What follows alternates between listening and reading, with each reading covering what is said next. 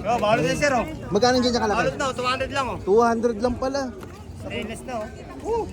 Divisoria Ball, magkano to? Oo 280 nga. ata, 250. So, ganun kamura sa kanila dito guys. 200 lang yung ganun kalaki.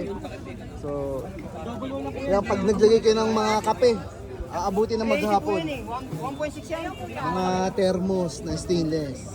Mga tumbler na stainless guys. Hindi nyo naman bumibili, napakadami. 200 sir, salamat. Ayan, tignan nyo. Puno-puno ng tao. Siyempre, iba na yung ano, 200 plain. nakatipid. Dito, sa mga gustong bumili guys ha. Double wall po yan.